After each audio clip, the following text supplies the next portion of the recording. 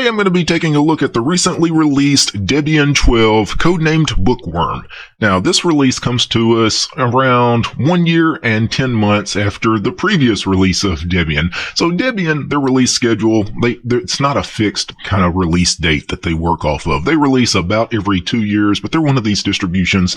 They release when it's ready. So sometimes you wait a little longer, sometimes you get them a little faster. This one, coming in a little under 2 years, is not terribly long to wait. So I'm happy that it's out. I'm going to be taking a look at their standard GNOME edition, which it looks like it's going to ship with GNOME 43. I'm going to take a look, of course, at the flagship edition, Debian Stable. Now, being Debian Stable, a lot of the packages, even on a brand new release that was just released, it's going to ship with older packages because, again, it's designed to be a stable distribution or a long-term support distribution. So you're not going to have bleeding edge software. That's not what Debian is about. Taking a look at the release notes here, there really isn't much to see. A lot of it is just package versions, some of the new versions for the desktop environments. You can see right now the Debian repositories have 64,419 packages. That's one of the great things about Debian, is that the repositories are so large. You can find most of the software you want, you can find in the Debian repos. And speaking of repos, they do make a mention that non-free firmware now has its own special repository separate from the standard non-free repository. So, here in the past few months, Debian, there's been some debates within the Debian team about non-free and free software and how to handle it. And one of the things is they wanted to now move all your non-free firmware away from all the, standard non-free packages. And the reason they want to do this for the firmware is to make it possible to build a variety of official installation images. So I'm going to go ahead and download the ISO, and let's go ahead and run through a quick installation and first look of Debian 12. And I've created this virtual machine. I gave this VM 6 gigs of RAM and 2 threads of my 24-thread CPU. And the boot screen, you have graphical install, which is what I'm going to choose. We'll just go through the standard graphical installation. They do have some other install options and advanced options that you can go through, where, especially going through the advanced options, you can choose what repos you want to turn on. For example, if you didn't want to use standard Debian stable, you could maybe install Debian testing or Debian unstable. I've done some videos in the past of how to install Debian using things like testing and unstable, so check out some of those older videos. They're still relevant today. I'm just going to choose the graphical install option here. Installer launches. The first thing you're asked is the language, and this is the language used by the installer during the installation process. English is the default, so I'm just going to click continue. Location, so what kind of English? I am in the US, so that is fine for me. American English is the keyboard, and then it's scanning for additional components, loading additional components. I was doing some IPv6 configuration, so some networking stuff here. DHCP, so more networking stuff. Yeah, so a lot of the standard stuff, it's like most other graphical installers, Debian. In Debian, the installation process used to be a lot more difficult. These days, pretty much all the work is done automatically for you. Now, let's choose a host name for this computer. I'm going to call this Debian-Virt. So if I ever SSH remotely into this virtual machine, I know exactly which virtual machine I'm in. It's the Debian-Virt virtual machine. And let me click continue. Domain name, we really don't need to add a domain name, so I'm just going to click continue. Now, next up is setting up our root password, and you definitely want to make sure you read this, because by default, Debian is one of those distributions that historically did not use sudo. So you actually had a root user that was enabled and you needed to set a root password. But these days, a lot of people, myself included, prefer just using sudo.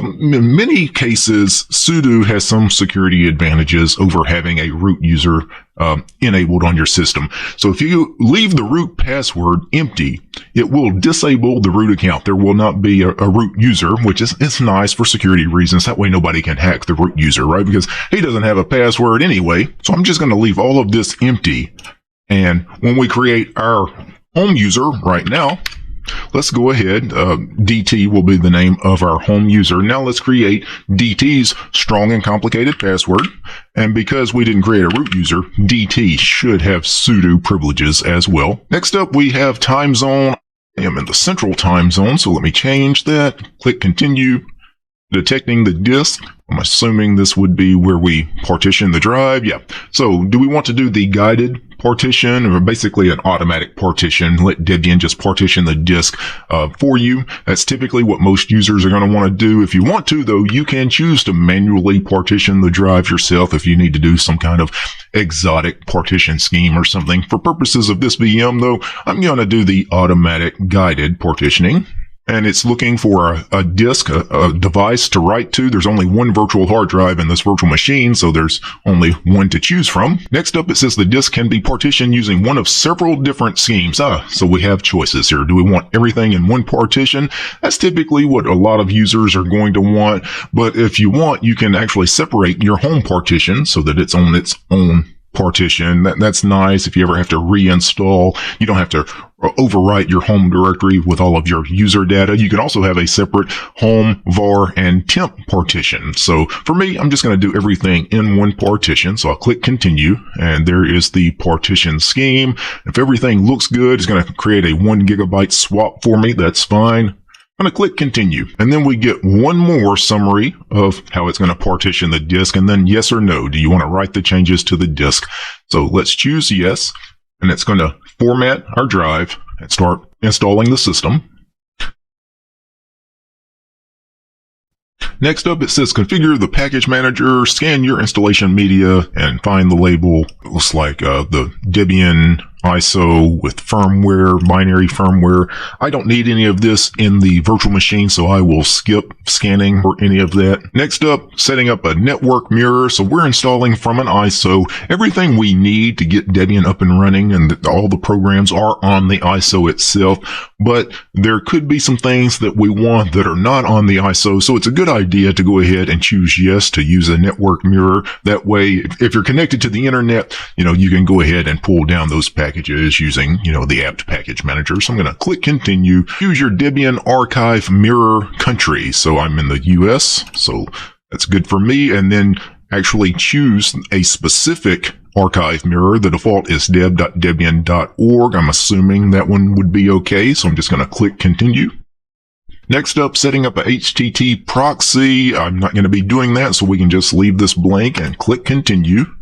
And it's going to go ahead and configure apt for us. Next up, it's asking about some telemetry information. So Debian is kind of a controversial thing they've been doing for many, many years. There's a package on the system called PopCon, Popularity Contest is the actual name.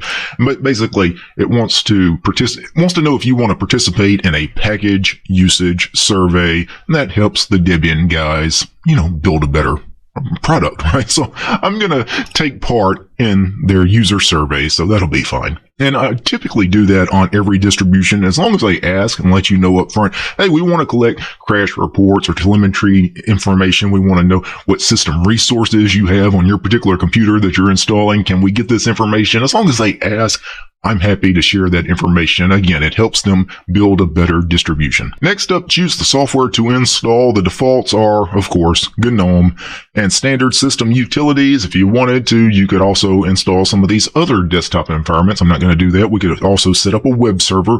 Debian Stable especially is really primarily a server operating system. Debian is run on probably tens of millions, hundreds of millions of servers around the world. So you could always use it as a server. I could also use it as a SSH server, but I'm going to leave all of that ticked off, and I'm just going to go with GNOME and our desktop environment. And you can see it's going to install 1,399 packages. This may take a few minutes. Finished installing all of those packages. That portion of the installation actually took about 10 minutes or so. Next up is installing grub. So do we actually want to install the grub bootloader? You want to choose yes. The only time you want to choose no if you really know what you're doing and have a good reason. But for most desktop Linux users, actually have yes checked on, then click continue. Which device should you install grub to? In my case, I only have the one virtual hard drive in this virtual machine, so I only have one option. So I'm going to click continue, and it's going to install grub and configure it automatically. And then it's doing some post-installation stuff. And voila, the installation has completed. It says, please choose continue to reboot. So let me hit continue and reboot the machine.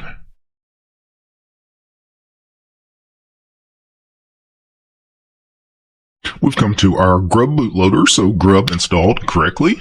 Login manager, so let me click on my username DT and let me enter the password for the DT user. But before I do that, I do want to move my head out of the way. Let's go to the cogwheel and see they are using GNOME, and I'm assuming it's going to default to GNOME on Wayland because we do have other options for GNOME on Xorg as well, but I'll stick with GNOME. I'm assuming with Wayland as default, so let me go ahead and hit enter. And this is the GNOME 43 desktop environment. We're going to be welcomed with a welcome message here. But before I do anything else, let me actually go into the display settings. And let me go ahead and set up a 1920 by 1080 screen resolution. Hit apply. Keep changes, and now every time I come back to this virtual machine, it should remember that I want it 1920 by 1080. So very quickly, I'm going to go through this welcome screen here. So our language, English, US, is the default, and I'm going to leave that typing. And so this is our keyboard layout. We have chosen English US. That's the one with the check mark. That's correct. So I'll click next. Privacy. Do we want to, share location services, geolocation services? For me, I'm actually going to tick that off for purposes of this virtual machine. I really don't need any of that on. And then connecting to any online accounts, such as our Google accounts, Nextcloud, Microsoft accounts. I'm going to skip that. All done. Start using Debian GNU/Linux. And Debian actually calls itself GNU/Linux. They've done that since the very beginning, since Debian first released back in 1993. Debian, one of the oldest Linux distributions. It's actually the second oldest. Slackware, I think, released 1 month earlier than Debian in 1993. So it's a very old Linux distribution, but even in the early days, they were big supporters of the free software movement. They're big supporters of GNU, and they actually, in deference to the free software movement and GNU, call themselves Debian GNU/Linux. So I'm going to click the button to say start using Debian. And